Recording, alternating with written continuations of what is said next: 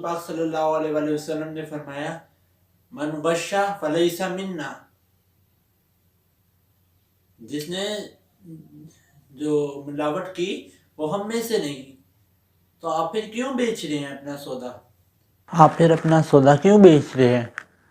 یہ سودا آپ کم منافع پر بھی تو بیچ سکتے ہیں۔ اب عبادت کے اندر ایک جو امپورٹنٹ چیز ہے وہ احسان ہے، کہ دوسرے پر احسان کرنا۔ اب احسان ہوتا کیا ہے؟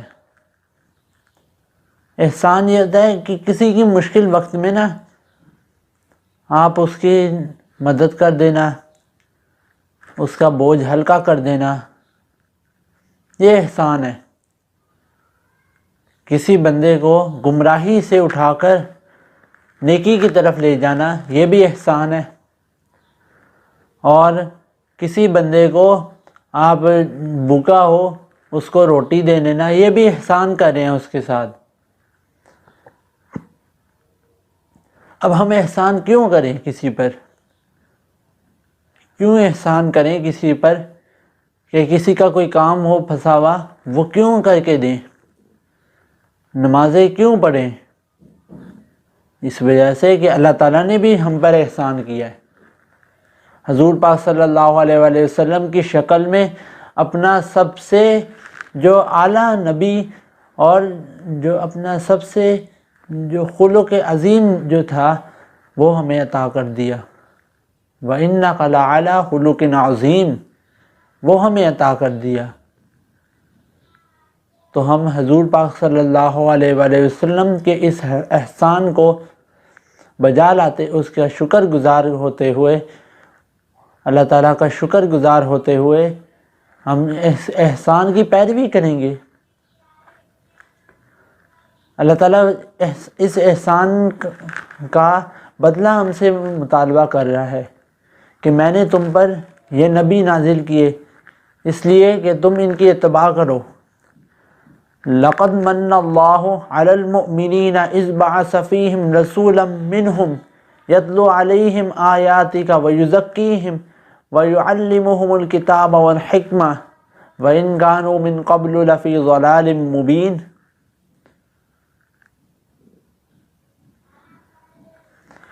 اللہ تعالیٰ نے اپنا نبی نازل فرمایا، لَقَدْ مَنَّ اللَّهُ عَلَى الْمُؤْمِنِينَ إِذْ بَعَثَ فِيهِمْ رَسُولًا مِّنْهُمْ، تم میں سے اپنا نبی اللہ تعالیٰ نے بھیجا، کیونکہ حضرت ابراہیم علیہ السلام کی نسل سے یہ لوگ چلتے آ رہے تھے، یہ بنو ہاشم اور یہ جو باقی قبائل ہیں۔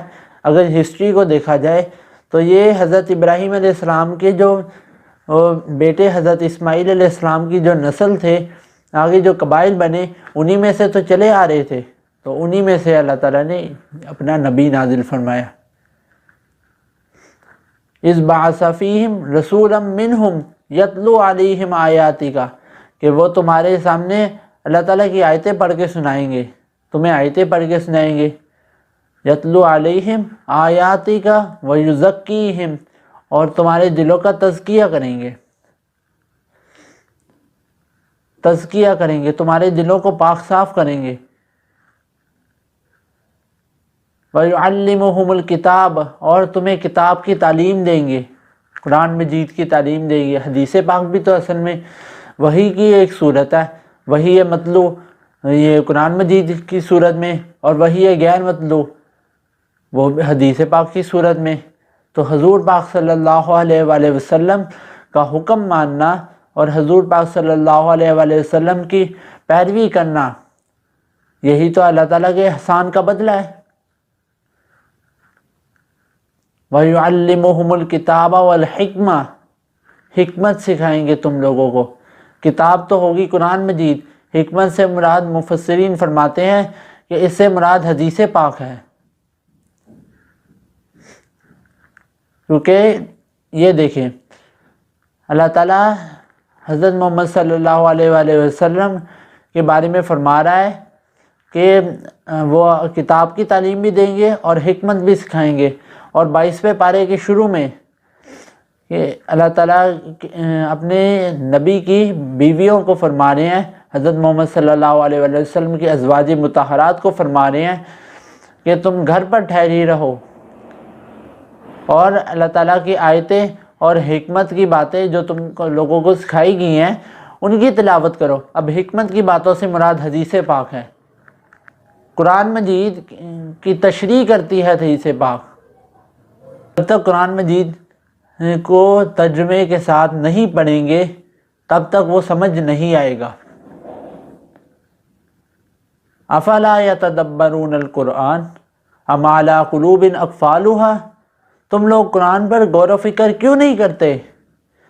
سورہ محمد میں اللہ تعالیٰ فرما رہے ہیں کہ تم لوگ قرآن پر غور و فکر کیوں نہیں کرتے؟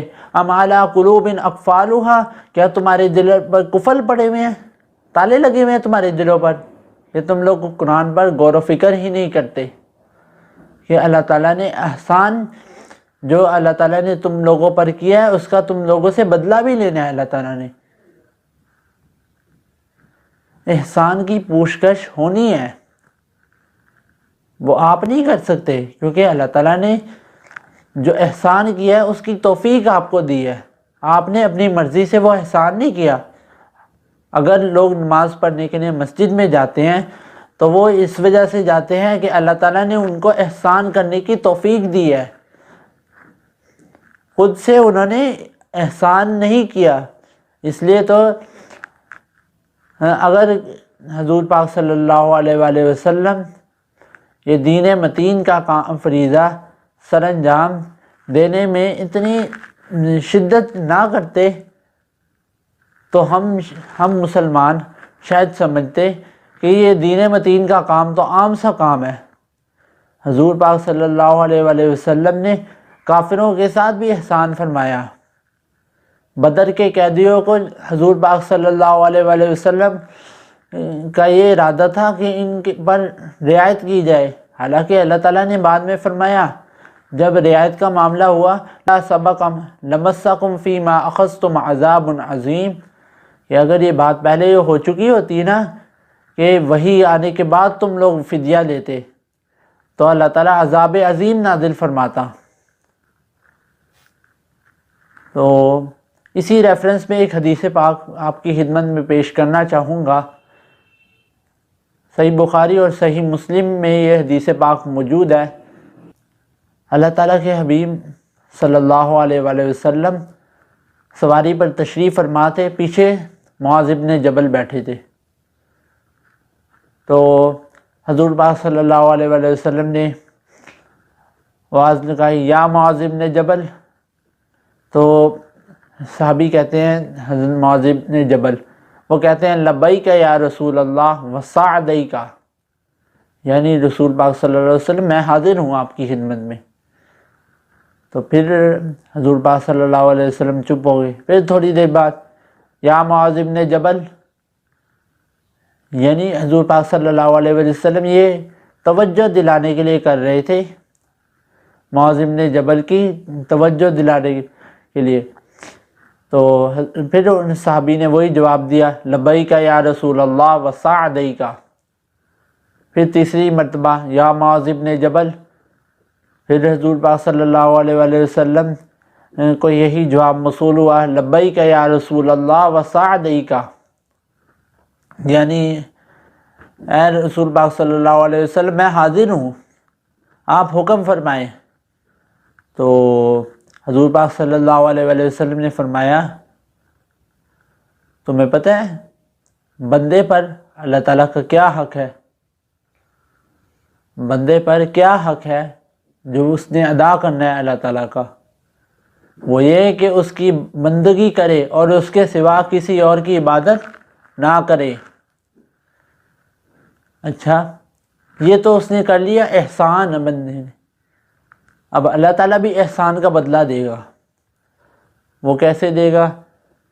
حضور پاک صلی اللہ علیہ وآلہ وسلم نے فرمایا کہ جب بندہ یہ حق اپنا پورا کر لیتا ہے نا تو پھر تمہیں پتہ ہے اللہ تعالیٰ کا کیا حق ہے؟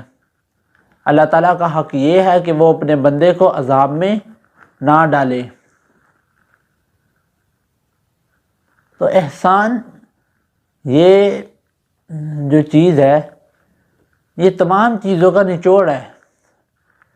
اگر آپ کسی فقیر کو صدقہ دیتے ہیں یہ بھی آپ نے احسان کیا اس پر، اور احسان کو کر کے پھر جتلانا نہیں ہے آپ نے، احسان کو کر کے بھول جانا ہے آپ نے۔ قیامت کے دن ایسے بھی لوگ ہوں گے اللہ تعالیٰ کے عرش کے سائے کے نیچے جنہوں نے ایک ہاتھ سے دیا اور دوسرے ہاتھ سے پتہ بھی نہیں ہوگا